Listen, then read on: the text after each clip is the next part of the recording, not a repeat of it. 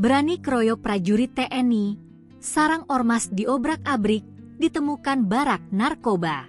Berani serang prajurit TNI, sarang ormas diobrak-abrik. Puluhan anggota TNI dari Kesatuan Resimen Arhanud II SSM Bukit Barisan terlibat keributan dengan sejumlah pemuda yang ada di Dusun Lau Galunggung, Desa Durin Simbelang, Kecamatan Pancur Batu, Kabupaten Deli Serdang.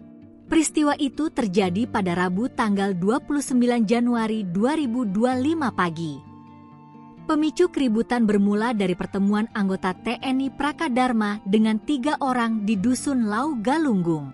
Kapendam Kodam 1 Bukit Barisan, Kolonel Dodi Yuda mengatakan, keributan TNI dan warga bermula dari pengeroyokan Prakadharma Saputra Lubis oleh sejumlah orang.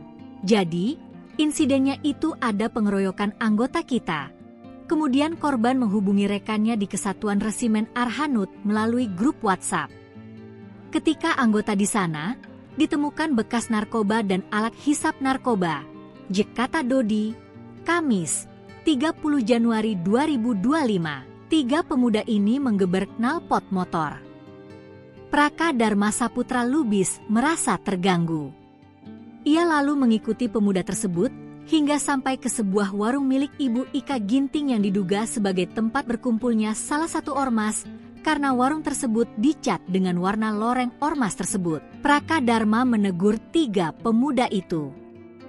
Karena tidak diterima ditegur, terjadi cekcok mulut yang menyulut emosi membuat 3 pemuda tersebut bersama teman-teman yang lainnya kurang lebih 10 orang melakukan pengeroyokan terhadap Prakadharma, kata Dodi. Dodi mengatakan akibat peristiwa itu Prakadharma mengalami luka-luka lalu karena dikeroyok. Prakadharma kemudian meminta bantuan dengan mengirim pesan ke grup Resimen Arhanud. Tak lama berselang, puluhan personel TNI kemudian mendatangi lokasi kejadian. Saat menyisir lokasi kejadian, anggota TNI sebut Dodi menemukan adanya barak yang diduga tempat pengguna narkoba tak jauh dari lokasi penganiayaan, sehingga terjadi pengerusakan terhadap 1 mobil Avanza dan 3 sepeda motor.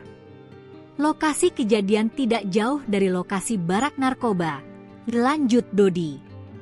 Namun lanjut Dodi, Kodam 1 Bukit Barisan sudah melakukan mediasi dengan warga perihal kerusakan yang terjadi akibat peristiwa itu. Termasuk anggota TNI yang melakukan pengerukan juga sudah diperiksa.